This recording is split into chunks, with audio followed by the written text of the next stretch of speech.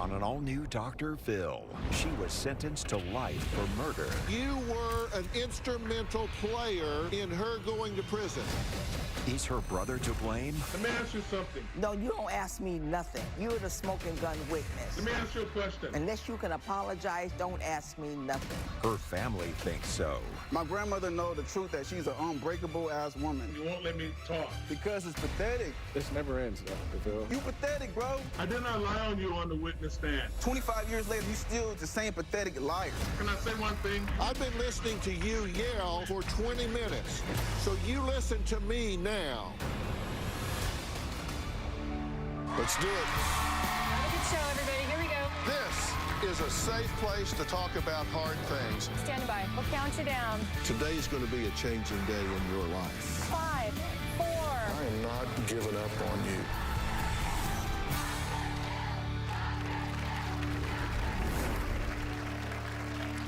Yesterday, I sat down with Patricia, who was initially sentenced to life without possibility of parole after being convicted of murdering her husband, Jerome. Now, after spending 24 years in prison, Patricia says a miracle happened when California Governor Gavin Newsom granted her an emergency release from prison this past summer due to COVID-19. Now, Patricia and her son, Quincy, who was also Jerome's son, explained to me that Patricia never should have gone to prison to begin with. If that's true, why did she serve time for a crime they say she never committed? They claim it was because Patricia's brother, Ishmael, gave false information to the police in exchange for a shorter sentence for a completely separate crime he was charged with. Now, Patricia and Quincy faced off with Ishmael, who insisted that he never pinned anything on his sister, but instead his words were twisted by the police. 69-year-old Patricia Wright is finally out of prison after spending nearly 24 years behind bars. She's been undergoing weekly chemotherapy treatments for terminal liver cancer, which made her a higher risk for contracting coronavirus. Prosecutors argue that in 1981, she hired someone to kill her then ex-husband. Wright has maintained her innocence. My brother Ishmael testified against me at my trial, and I was charged and convicted for a conspiracy to murder. Ishmael destroyed my life. I was taken away from my children and my entire life. So everybody understands this was your ex-husband, and he was stabbed and killed, and you're not even sure that you were questioned at the time. Then 16 years afterwards, Yes. you're arrested. I had no idea what they were talking about. You had no idea that your brother was involved. Not at all. Not my baby brother. Ishmael saying that you were at the scene of the crime. Ishmael said that I even drove the mobile home that he owned. I could never drive any kind of vehicle. I've been legally blind since the age of 17. Right now, I can't even see your face. Trust me, you're not missing anything. What would be his possible motive? I pondered this in my heart. Why would he? I've never done anything wrong to him. Here's what one of her sons, Quincy, has to say. My father was murdered when I was 3 years old, and my mother went to prison for his death when I was 19.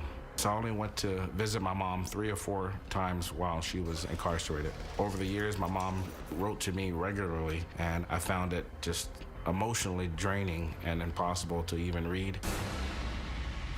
What do you know about your uncle's testimony? He was facing a 12-year sentence, for domestic violence. I learned that in exchange for a lighter sentence, he said that he had information on a murder. So you believe he sold her down the river to get himself out of prison? I do. He's admitted to me that he has lied about it. I would like to mend my relationship with my sister, Patricia. She blames me for her going to prison. At the time, my spelling and my reading wasn't that great. I didn't write a statement. It was recorded. The impression that I got from the detective was it wasn't implicating my sister. The statement they wrote on me was a lie. Patricia, what do you want to say to him? Why did you lie on me? Why did you put me in prison. Why did you do this to me? I didn't lie. I didn't put you in prison. I heard you in the courtroom. You lied I denied on everything. me. Just apologize. Why don't you be a man and do that? I have nothing to apologize for. Did you get a lesser sentence in exchange for your testimony? No, none of that, no. So that just didn't happen? They didn't make a deal? Never happened. They didn't make a deal with you, the DA? I had no reason to lie on you. You're my sister. This is why I came on the Dr. Phil show today. I'll take the hits because I've been taking them for 25 years. Are you saying that Quincy is lying? I don't remember that conversation with Quincy. Well, Quincy says you apologized to him and felt terrible. I don't remember ever doing that.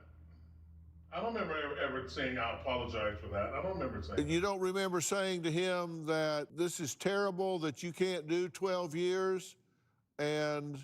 No. Quincy was a kid when this trial was going on. What was he? How old was Quincy when this trial was going on? I'm talking about after the fact. He was a kid. When was the conversation, Quincy? When the trial went on, I was 17, 18 years old, so I wasn't too much of a kid. I had to get, the military had to send me TAD to the courtroom, so I knew definitely what was going on.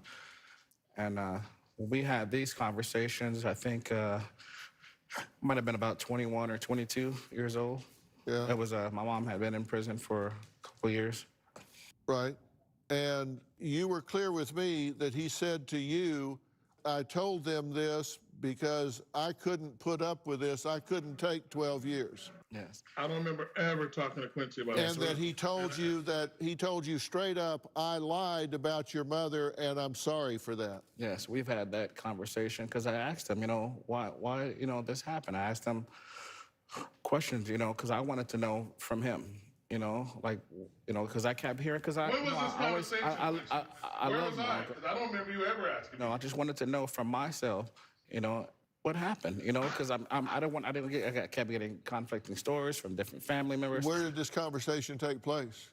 I was at my home, and I called him on the phone. I used to call him periodically. Yeah, but when did it talk take place? about his life. I never said that. And I don't ever remember sitting down talking to you about this, because I wouldn't. Seems like you don't remember a lot of things you've said, but... Explain to me when did this take place, Quincy? This has been years, but we've had these conversations a lot. It never happened. We've had these conversations every time that we sit there and talk. We sit there. That is not true. I got your text messages. How you're going to try to do things to try to help Pat out? That you're going to try to do things to try to fix, the situation. That you're going to help get I'm going to help get your mom out of jail. That I'm going to recant my statements. We've had numerous conversations about that. I have never had that conversation with you, Quincy. Okay. I have never had. When, Quincy? If someone had a conversation like that, I would know when. You can't tell me when. So we've never. Because it never happened. So we never talked. I don't know what you're doing. We've never talked on the phone at all. We never had that conversation. So we've never talked at all. We talked on the phone briefly about you traveling the world. You've been in the service. I encourage you. I try to be a big uncle to you. You do. Mostly, we just text on the phone. We have never had a conversation about the trial. I would distinctly remember not talking to you about the trial. The first person and the only person I need to talk to about the trial is the person I haven't talked to in 25 years. And that's the person sitting next to you. So stop it. You familiar with Patricia's first grandson, Suge Knight Jr.? I have never met him. He's here. I don't think I ever saw him. You're lying. You're trying to make yourself look good. All she wants is peace. Just give her that. And later... Let me ask you something. No, you don't ask me nothing. You were the smoking gun witness. Let me ask you a question. Unless you can apologize, don't ask me nothing.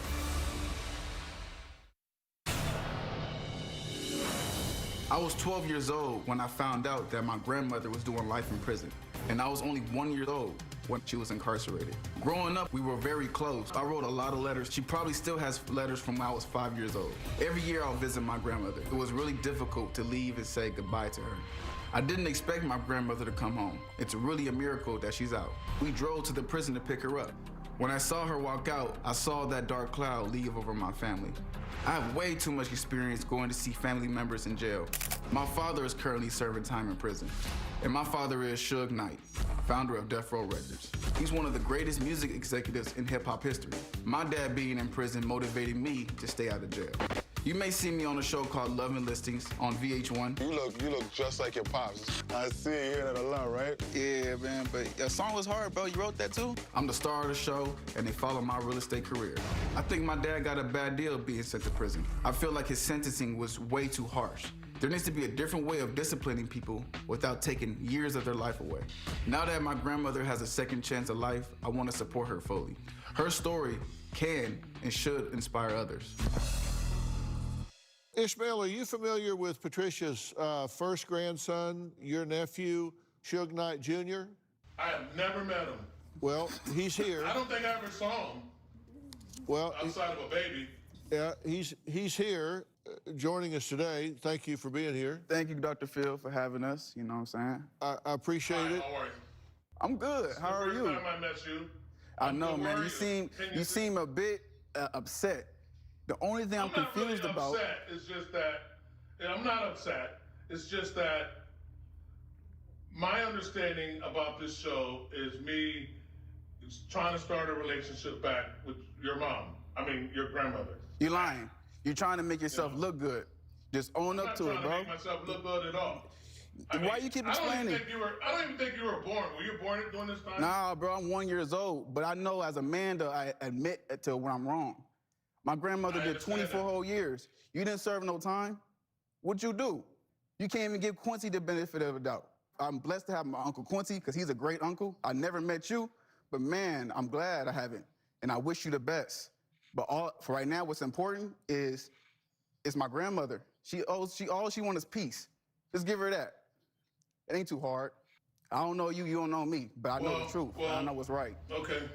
You know, I know. You know what I'm saying? We your family too. I don't have no ill feelings towards you. But to find peace and a solution. Well, I don't know you, okay? I've never met you, probably because of all this. But my thing is this: your grandmother needs to know the truth. My grandmother knows the truth that she's an unbreakable ass woman. Excuse my language, Dr. Phil. She's very strong. I understand that, but she's very strong. This been going on since long before you were 1 year old. Yeah, I know, man. So all we want really is just. All she wants is just to know just some peace. That's it. Everybody so they can move on. You can't keep jumping over it and keep this. No, bro. You were the type of guy that would snitch on everybody if there was a crime, and you obviously did. You recorded the statement. Just own up to it.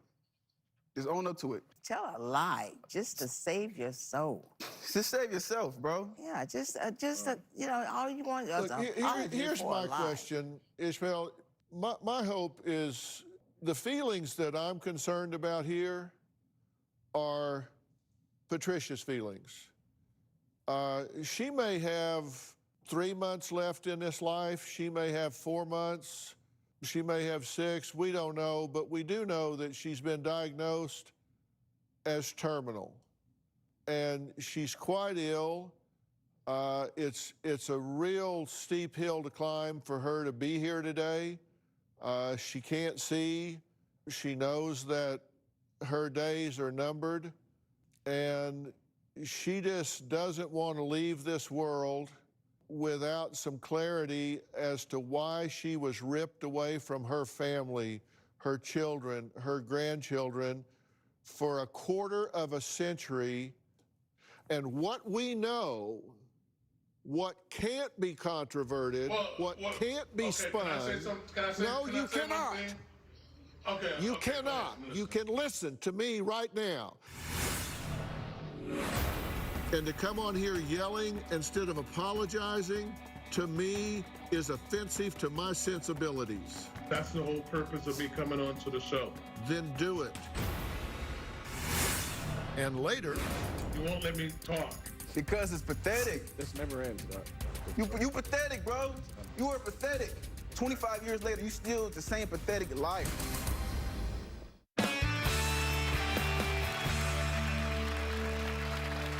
What you cannot controvert is the fact that you were an instrumental player in her going to prison, whether it was your intention or whether it was by accident, whether you were manipulated, whether it was on purpose, you were an instrumental player in her going to prison.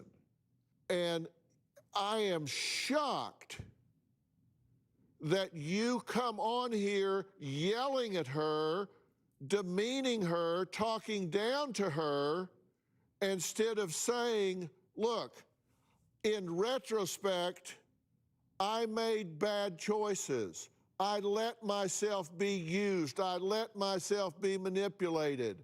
Maybe you did it on purpose, and that's what you should admit. Maybe you should say, I cut a deal to save my own ass, and it was selfish, and I'm sorry. And instead of owning that, you come on here yelling and raising hell about the fact that you never did this, you never did that, you never did the other. But the result is clear. You were an instrument in putting her behind bars for a quarter of a century and stealing her life and ripping apart her family. And to come on here yelling instead of apologizing, to me, is offensive to my sensibilities.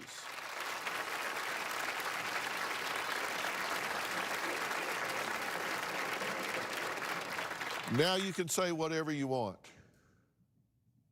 That's the whole purpose of me coming onto the show, is for the reasons you just said. Then do it. Well, Patricia, I'll apologize for being an instrument and the police used me. But the things that they said that I said in the statement, I never said that. And that's what I have always said. I love you. I'm your brother. I would never do those things. That's a terrible apology. You gotta be more sincere, man. Oh, I'm sorry I didn't satisfy you. There's nothing that can really make up the time. I mean, 24 years out of her life. Exactly. I mean, nothing's going to make up that time. That's the one thing you Patricia, can't give what anybody did you back want? is time. Patricia, what did you want to say? It was hard. Ishmael, it was hard in prison, you know. It was really hard in prison. I got beat up in prison. You know, even the morning that I left, I got my shoes taken away from me. They stole my shoes from me. It was hard, 24 years in there. You know, good people that's trying to get out. There's more innocent people that are convicted with no evidence, just hearsay. People that's in prison that's convicted for things like you did to me. I'm not the only one you blame. You blame me. You blame my sister. You blame Junior. You were in the courtroom. You testified against me. What did you hear him say? I heard him. He testified and he told the judge that he saw the mobile home going back and forth. And when I walked out there with the pail after I cleaned the mobile home up, I told him that he didn't see me that day before I drove away. That is not true. I never said that. Yeah, you told that. You said that in the courtroom, Larry. Isn't there a way you can get You the said that, transcripts? Ishmael. You I said never that. said that. You said that. You I'm told. telling you I didn't. And not even in court. I You're just listened saying to it. that I got the said in tape. court. Okay, well, Attorney I never Ellison said that in trial. send me the tape. That is not true, Pat. That is not true. If that never happened. Oh. You It never recorded happened, it. Dr. Phil. You It's all recorded It it. never happened. I You never said said it. that. Court of Appeals You said have it. it, all of it. So many I people didn't- read no, that. I did not say that. I didn't say that in trial. I didn't say that in trial. Well, we trying to get us some I didn't- peace, man. All I want is just an apology. I understand Just that. say, And that's the whole Ishmael, purpose of me being on the show. I see I'm not going It's to for get peace. anywhere with you.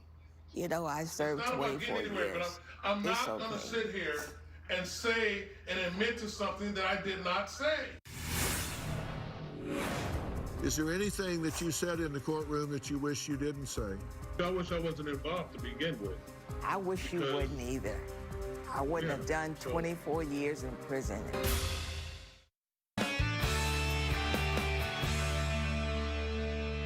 Is there anything that you said in the courtroom that you wish you didn't say?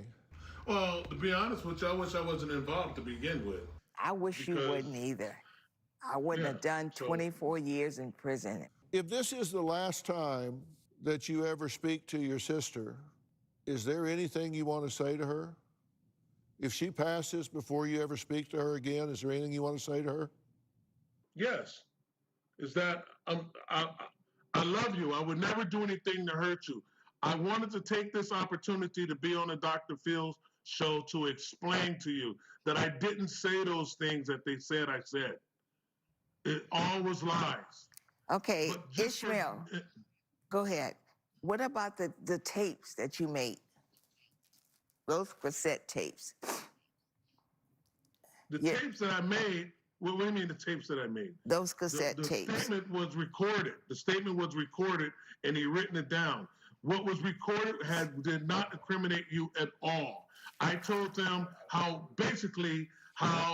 my life was with you, which was, I was a teenager back then. I didn't see anything wrong. We had a pretty normal life. And no, I don't think my sister killed her husband. That's what the tape says.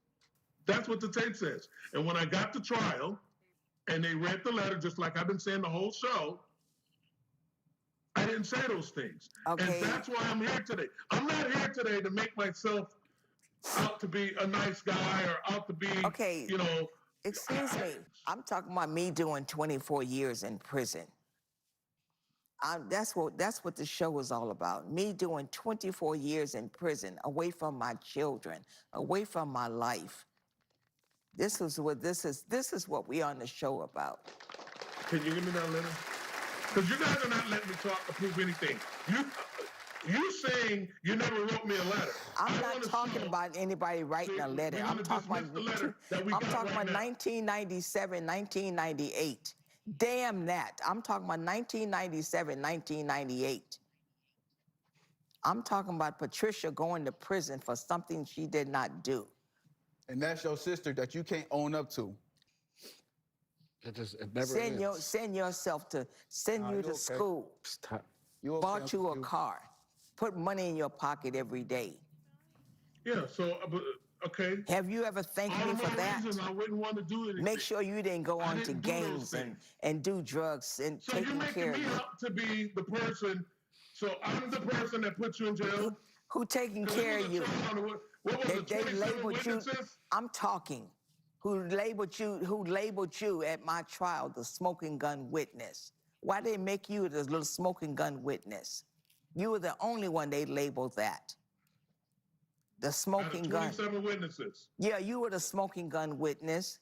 Let me ask you something. No, you don't ask me nothing. You were the smoking gun witness. Now you a rabbi now.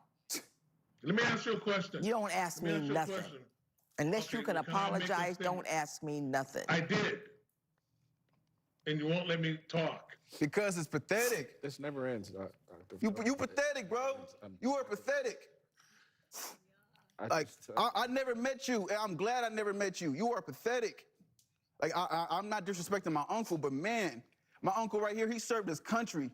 He out here pouring his heart out, and you out here you too involving yourself. You can't see anything else. You don't want to be wrong. I hope my son. It ain't no growth about you. That's the whole purpose for me coming on the show to tell my side of the story. You coming on the show was for us to give you an opportunity, bro. You ain't bringing nothing valuable to the show. I'm sorry, Dr. Phil, to yell like this on your show, man. I respect you a whole lot. But 25 years later, you still the same pathetic liar. I'm going to say a mishabera for you tonight. Prayer for you, bro. We don't care. Let me ask you something. So I guess the show is just about disrespect me, right? No, it's about being a man and owning up to something. Apologizing to your sister. If we really your family, you will do that. The co-defendant admitted to the murder and said you were a part of it. You don't think that had anything to do with you?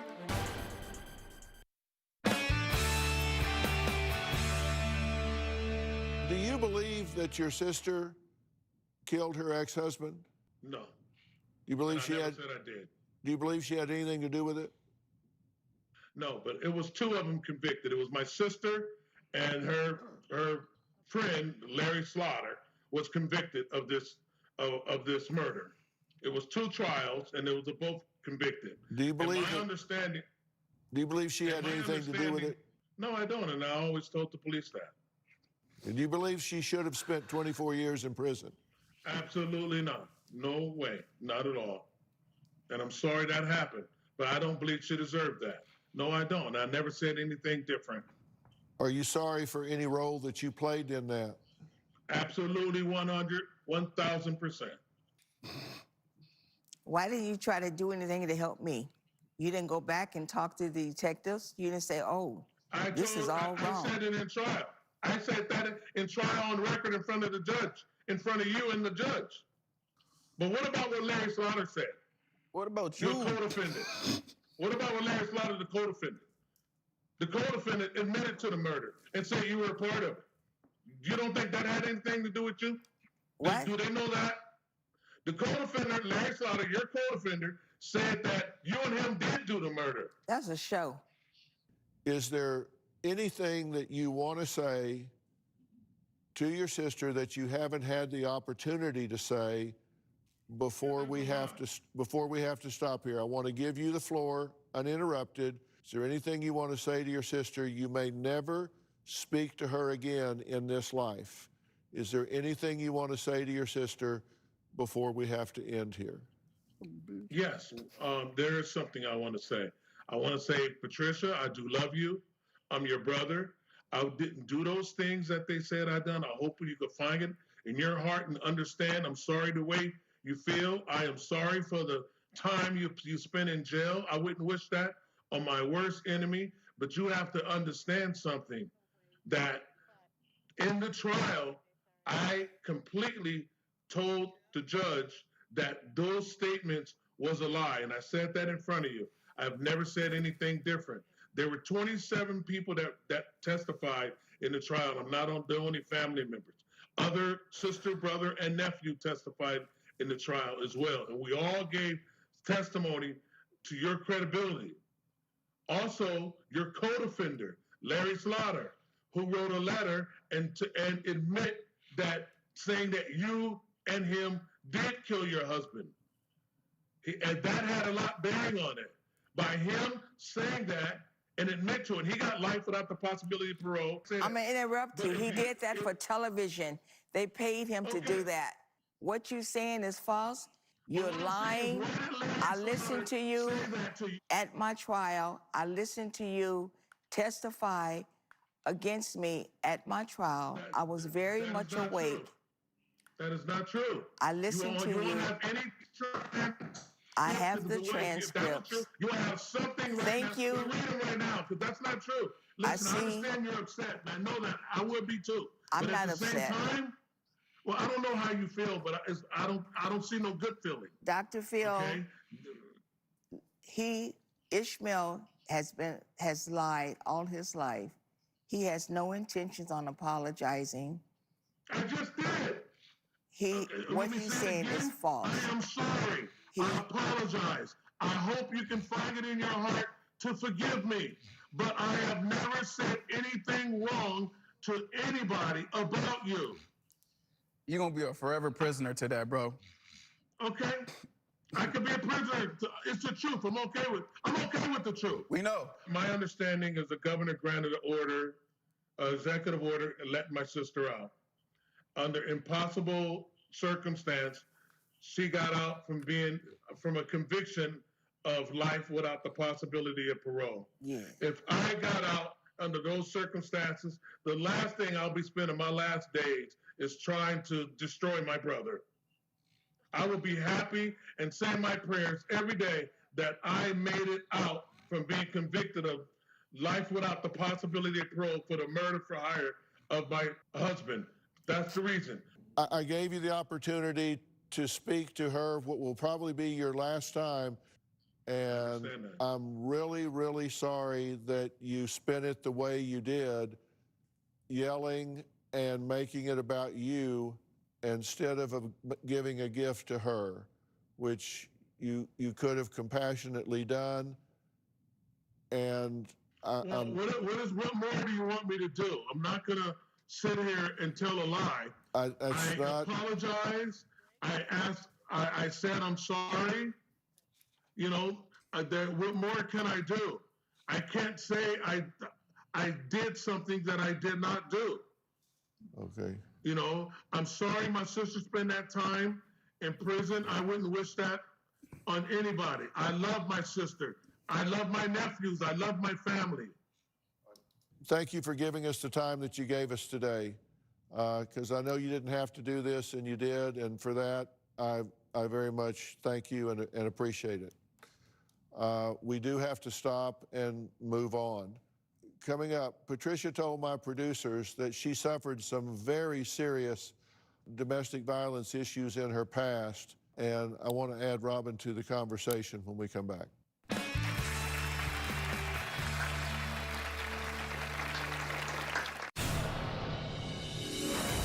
Once my son Quincy was born, that's when the domestic violence started. My husband accused me of cheating on him. One Saturday afternoon, he walked into our den with my gun and started shooting. The bullet hit my elbow, and the second one hit my stomach. I recovered, but my unborn daughter died later. Jerome confessed to my sister that he shot me. A police report was made, but he was never arrested. After that, I left him and never went back home. Well, I've been talking this hour with Patricia, who was recently released from prison by Governor Newsom after serving 24 years in prison for the killing of her ex-husband. Now, it was the court's decision that she killed her ex-husband. I don't think she killed her ex-husband. I don't think she had anything to do with the death of her ex-husband. She, her son Quincy, and her grandson Shug were trying to get answers from her brother Ishmael, who she says testified against her during her trial years ago. Now, I'd like to introduce my wife, Robin, founder of the organization When Georgia Smiled, which creates and advances programs to help victims of domestic violence. She created the Aspire app, voted on Capitol Hill as one of the very best apps out there for domestic violence prevention. She is really an ambassador for all survivors, victims, those that are caught in this trap.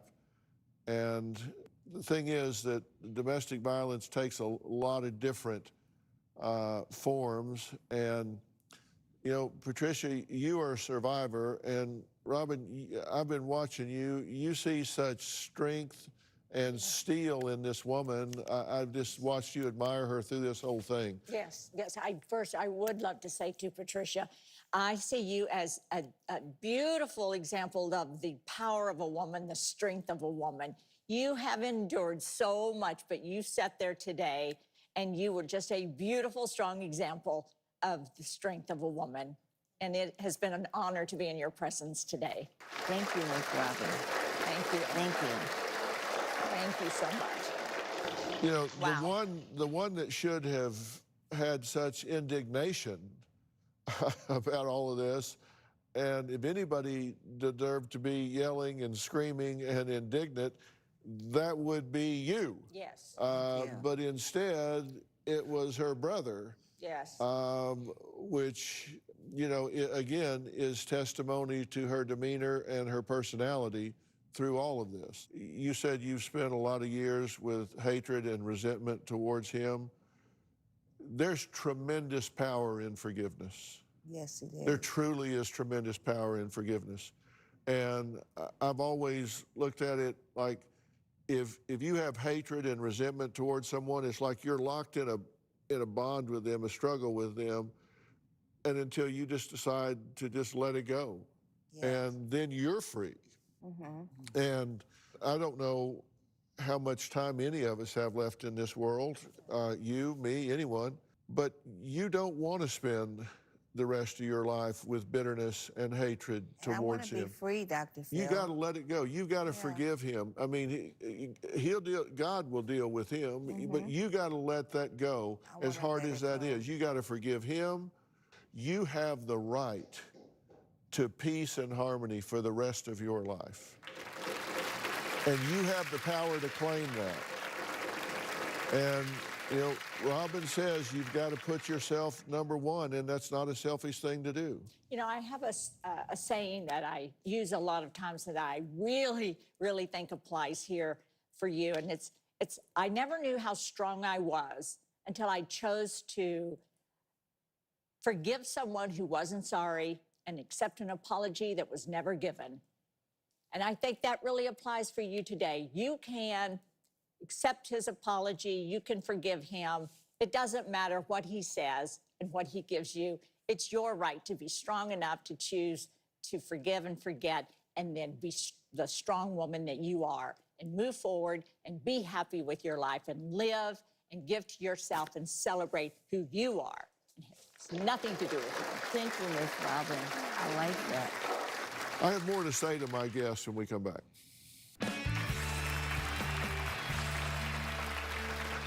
Quincy, what do you want for Patricia the rest of her life?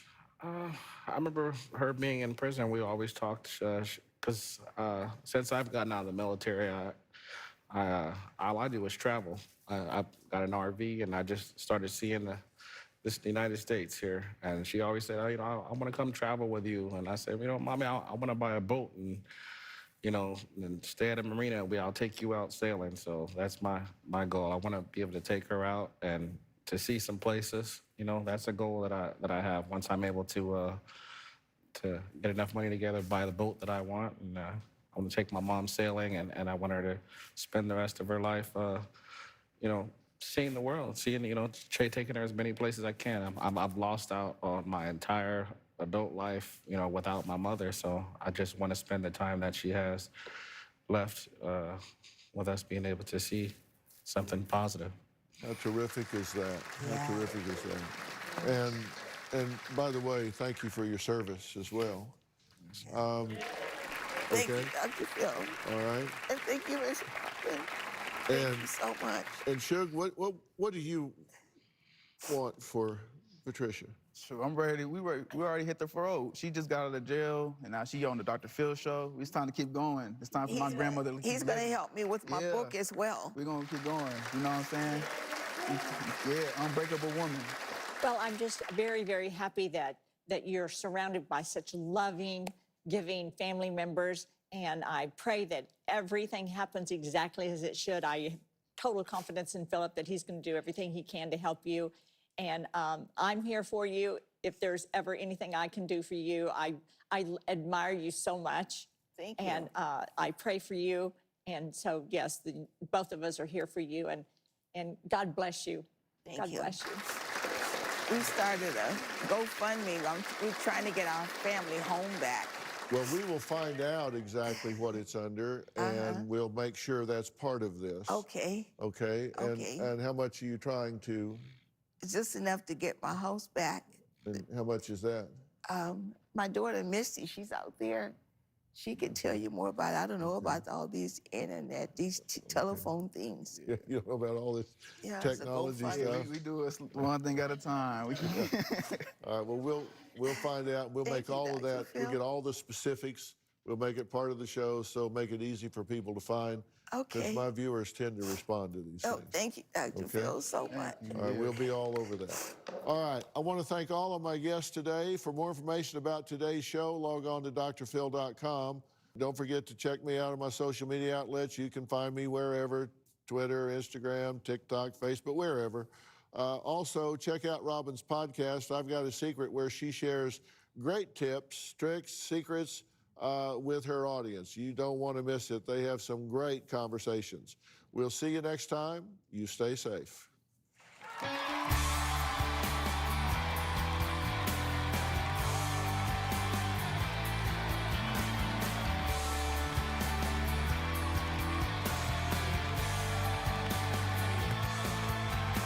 If you would like to be a part of our virtual audience and you have a computer with a camera, log on to drphil.com and click Be Part of the Audience.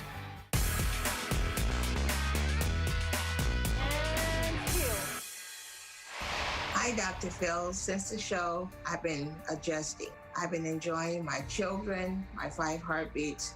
After speaking with Ishmael, I see that he's still in bondage. I'm free. I feel that my brother has not changed his old ways. Since the show, I have not spoken with Ishmael, and I don't see a need to speak with him. I've gone on with my life. With the time that God has given me, I'm working on my book, and I have started a nonprofit organization to help women in prison. My plans for the future is for longevity in life, just so I can live as long as I can with my children and my grandchildren, to spend our first holidays together. 5 days a week, I watch Dr. Phil's show, and it was like a dream come true when I was told that Dr. Phil wanted me to come on his show. I couldn't see his face, but I can hear his voice. I thank you, Dr. Phil, and his wife for what they did for me to give me a platform to tell the world what happened. I thank you so much.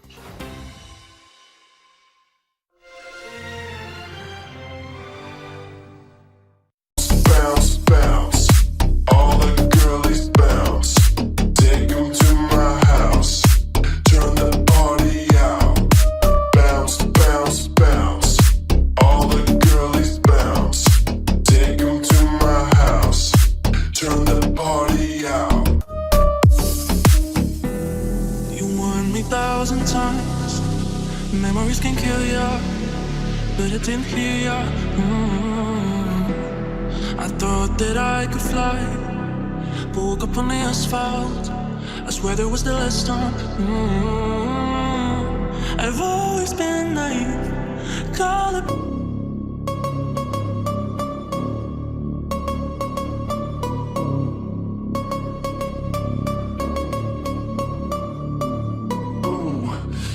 We gon' get it, ooh. You know we gon' get it, ooh. You know we gon' get it every day and night. That's right, ooh. You know we gon'